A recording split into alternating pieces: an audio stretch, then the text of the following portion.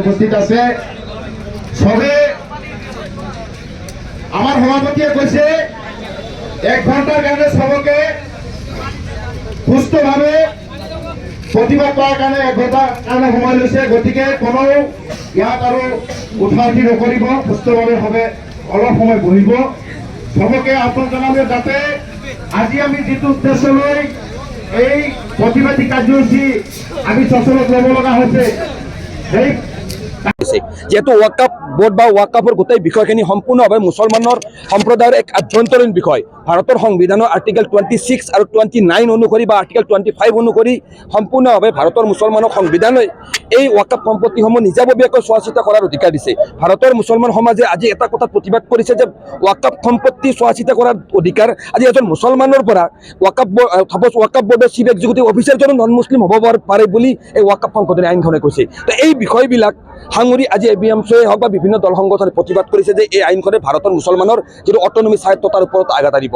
তো এই ক্ষেত্ৰত সততে যেহেতু আমি বিটিচিৰ মূল সংগঠন এবিএমচি হিচাপে সততে বিটিচি অঞ্চলৰ মুছলমানসকলৰ স্বজন তোষণৰ ৰাজনীতি কৰা বিটিচিৰ বৰ্তমানৰ চিফ প্ৰমোদ বড়ো ডাঙৰীয়াই বিভিন্ন সময়ত বিটিচি অঞ্চলৰ সংখ্যালঘু মুছলমান গাঁৱে ভূঞে সহজ সৰল সাধাৰণ মুছলমান জনতাৰ ওপৰত মুছলমানৰ বিভিন্ন ভাল লগা কথা মুছলমান প্ৰীতি দেখুৱাই ঘূৰি ফুৰে।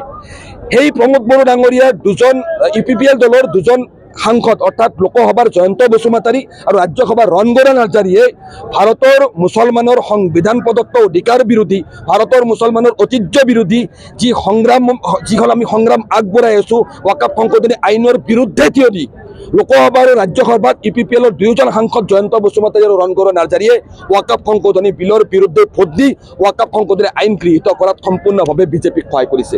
আজি সচলৰ প্ৰতিবাদস্থলীৰ পৰা বিটিচি প্ৰধান প্ৰমোদ বড়োক আমি বুজাই দিব বিচাৰিছোঁ যে ভাৰতৰ তথা বিটিচি তথা অসমৰ মুছলমানৰ সৈতে প্ৰমোদ বড়ো নেতৃত্বাধীন ইউপিপিএল দলে কৰা এই বিশ্বাসঘাতকতাৰ প্ৰত্যুত্তৰ আগন্তুক বিটিচি নিৰ্বাচনত তেখেতক আমি হাতে হাতে দিবলৈ এবিএমচি প্ৰস্তুত হৈ আছোঁ। বিটিচিৰ 10 লক্ষ মুছলমান প্ৰস্তুত হৈ আছে।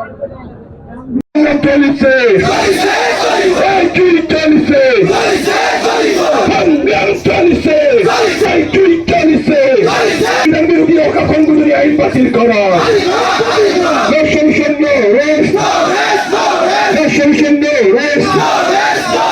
আমার সংগ্রাম চলছে।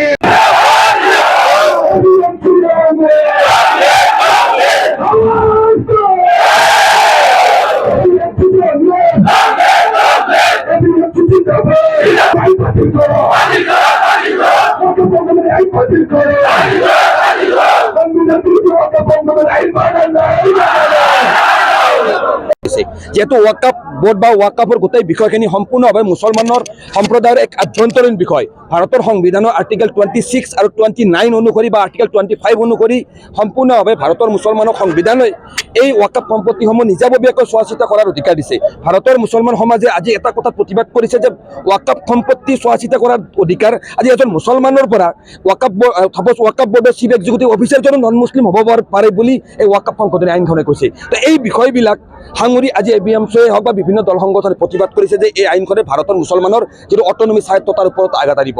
তো এই ক্ষেত্ৰত সততে যেহেতু আমি বিটিচিৰ মূল সংগঠন এবিএমচি হিচাপে সততে বিটিচি অঞ্চলৰ মুছলমানসকলৰ স্বজন তোষণৰ ৰাজনীতি কৰা বিটিচিৰ বৰ্তমানৰ চিফ প্ৰমোদ বড়ো ডাঙৰীয়াই বিভিন্ন সময়ত বিটিচি অঞ্চলৰ সংখ্যালঘু মুছলমান গাঁৱে ভূঞে সহজ সৰল সাধাৰণ মুছলমান জনতাৰ ওপৰত মুছলমানৰ বিভিন্ন ভাল লগা কথা মুছলমান প্ৰীতি দেখুৱাই ঘূৰি ফুৰে।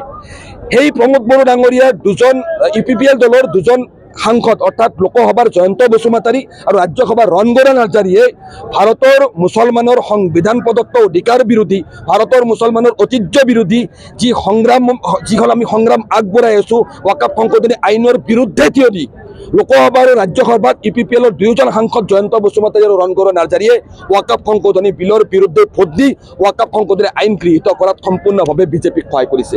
আজি সচলৰ প্ৰতিবাদস্থলীৰ পৰা বিটিচি প্ৰধান প্ৰমোদ বড়োক আমি বুজাই দিব বিচাৰিছোঁ যে ভাৰতৰ তথা বিটিচি তথা অসমৰ মুছলমানৰ সৈতে প্ৰমোদ বড়ো নেতৃত্বাধীন ইউপিপিএল দলে কৰা এই বিশ্বাসঘাতকতাৰ প্ৰত্যুত্তৰ আগন্তুক বিটিচি নিৰ্বাচনত তেখেতক আমি হাতে হাতে দিবলৈ এবিএমচি প্ৰস্তুত হৈ আছোঁ। বিটিচিৰ 10 লক্ষ মুছলমান প্ৰস্তুত হৈ আছে।